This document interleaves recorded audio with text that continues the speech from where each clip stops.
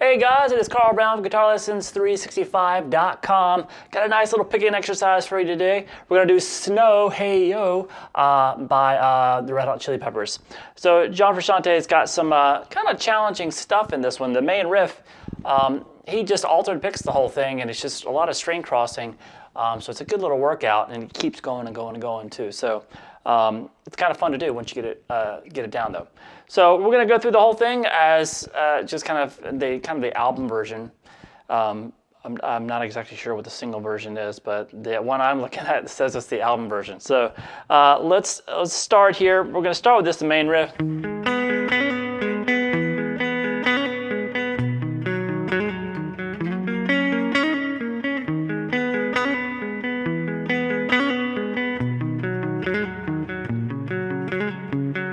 All right, so we're going to start first with this chord form, the 6th fret on the A and the D, and then the 4th fret on the G. So what you're going to do is pick across that. So I'm just going to pick from the 5th to the 4th, to the 3rd, back to the 4th. So you just alternate picks it. So it's just down, up, down, up.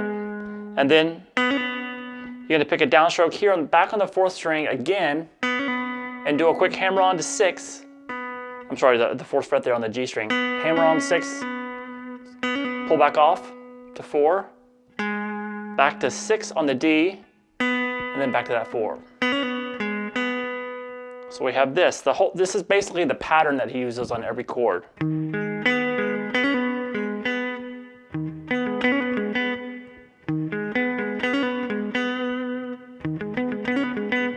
So you might want to just hang out there for a little bit and just get the pattern now.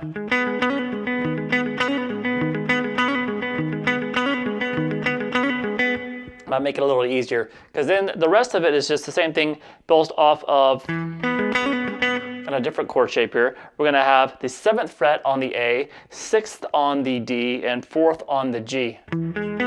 So you're going to do the exact same pattern again. So the same picking, and then same little kind of embellishment there at the end. Then we're going to do the exact same thing we did here, but just move everything up one string. So far we have this.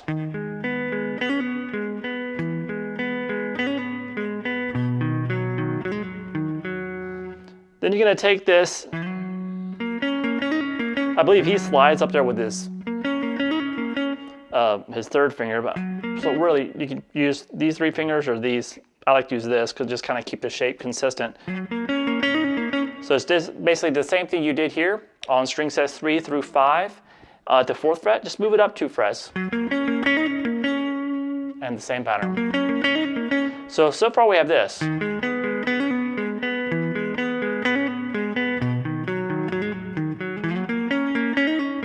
So I kind of slid into that note.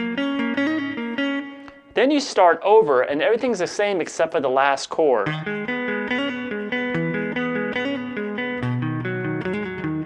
And the last chord here, instead of sliding up here to the 9th fret there with your pinky, you're going to play this.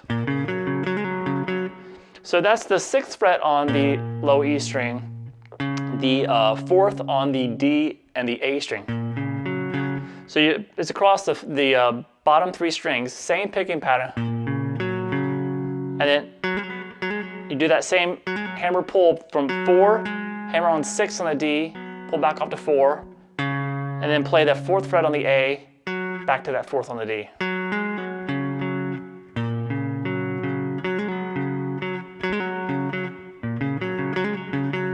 So we have this.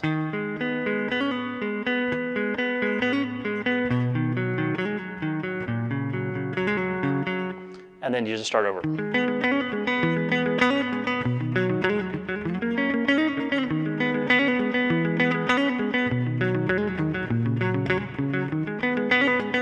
right, so that's the main riff. You're going to get a great little picking workout there, getting through that. Then we have, where are we at here? So we have the pre-chorus.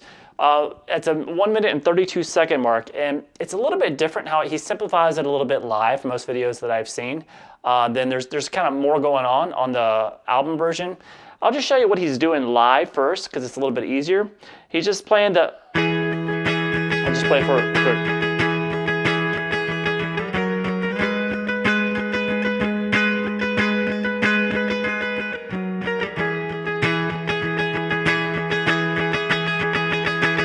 So he has a lot of muting going on. That's the toughest part there because he's only playing the 7th fret on the A and then the 9th fret on the B string. All the other strings are muted. So, because he's really strumming it pretty big and he'd probably be hitting most of the strings, but you don't hear any of them except those 2 notes. You do that by muting everything really with your index finger. I'm muting the low E string with the tip of my index finger there. And then the bottom of my index finger is muting the D and the G and that high E string. And you just take that shape up 2 frets. And then what you do is you move up to the 11th fret on the A string, but just the 12th fret on the B. So it's kind of a little more condensed shape from.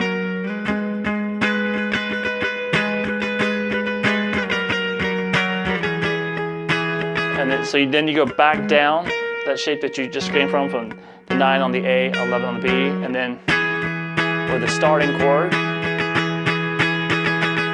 And that kind of takes us to the bigger chords in the chorus. Now, what does he do on the actual album? Well, the first time he plays this riff, at least on the album, it sounds more like this.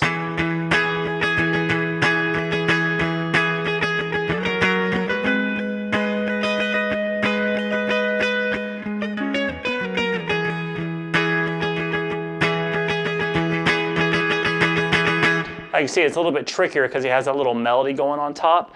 So it's the same until you get to this chord there at the 11th fret on the A and the 12th fret on the B. What you're going to do is then add the 11th fret there on the high E if you want to play this version of, like I said, he doesn't really do this live. He adds that note, muting all the other ones. Then that little melody, he's going to do it like this. I'm arcing my index finger. So I'm playing the 11 on the A and the 11 on the high E string, but the notes in the middle are actually muted. So I'm just doing it by creating a little arc in my finger. And I'm picking the A string, then up to the high E string at the 11th fret. And then I do the same thing here and just move the melody note from the 11th fret there on the high E to the B, the 14th fret on the B. And then you're gonna move down to the 9th fret on the A, 12th on the B, then 11, and then back to that chord. Just kind of hang out there. So when you hear that melody on the actual album, the studio version of it, you might want to do that, and that's what's going on. Like I said, he doesn't play it live. It's a little bit, he kind of simplifies it a little bit live. All right, so now let's get to the big chords in the chorus. It sounds like this.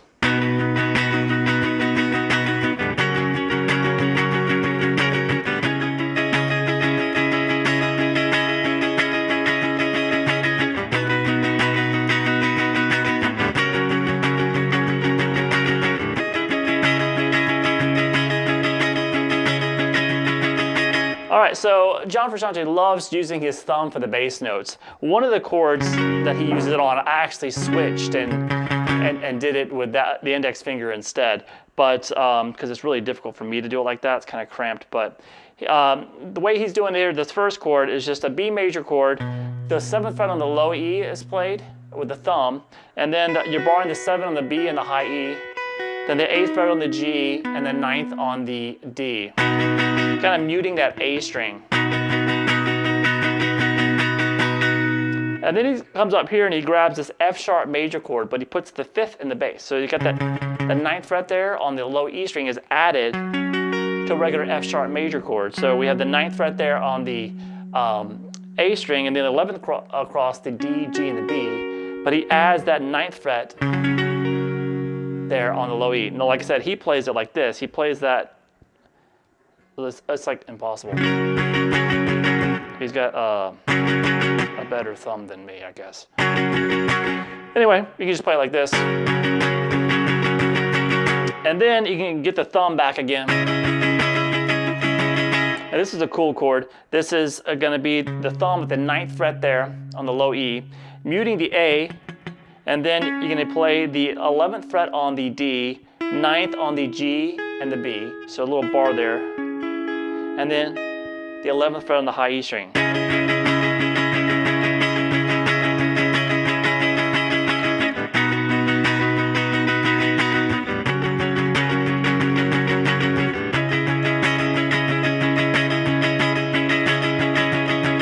All right, so that's pretty much the 3 main parts of the song. There's a couple of little guitar overdubs I'm not really gonna even focus on because he would really never do them live. But there is one cool part that happens at the 14 minute. Wow, it's not November Rain. No, at the 4 minute and 16 second mark. So if you have a second guitar player that can play it goes on over those chords, the chorus riff, and it sounds like this.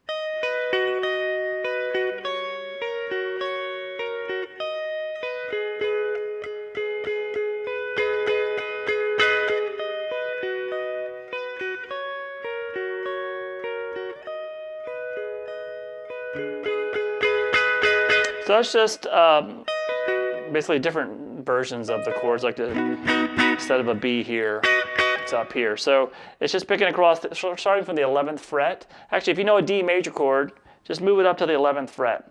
And then we just picking across from the 1st string down to the 3rd, twice. Then you're gonna go to the 9th fret on the high E and 11 on the B and the G.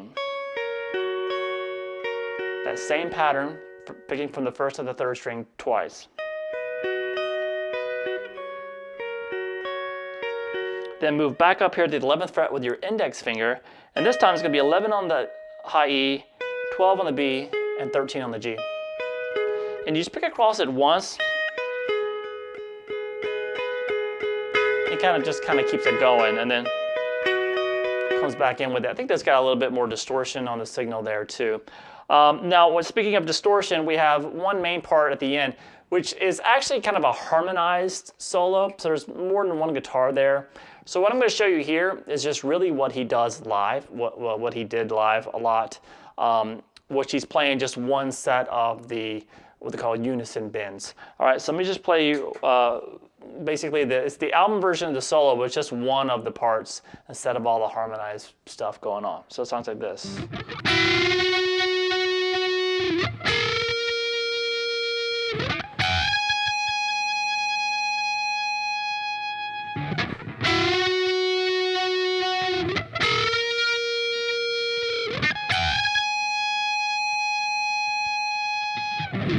All right, so it's basically just a series of 3 unison bends. Now, what a unison bend is, if you're not familiar with it, you're going to hold one note, in this case the 7th fret there on the B. And you're going to play the 9th fret with it on the G string. But what you're going to do is you're going to bend, as soon as you pick those 2 notes, you're going to raise the note on the G string until it matches the pitch of the one on the B. So they kind of become one big note there. So you're going to do that at the 7th fret off the B string. Remember, you're doing the bend at the 9th fret on the G. Then do that same thing, just move up your index finger up to the 11th fret.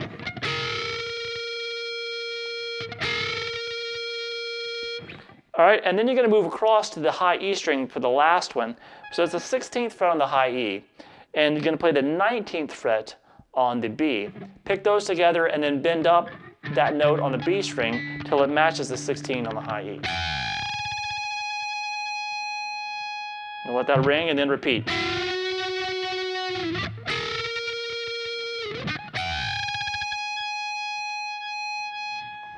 All right, so pretty simple solo there. It's actually a lot easier than the main riff of the song. So I hope you guys enjoyed it. It's got a great picking exercise in it, that main riff. So just kind of keep everything nice and relaxed and kind of work it up to speed slowly. And I think it'd be really beneficial for your playing. All right, I'll see you guys again soon for GuitarLessons365.com.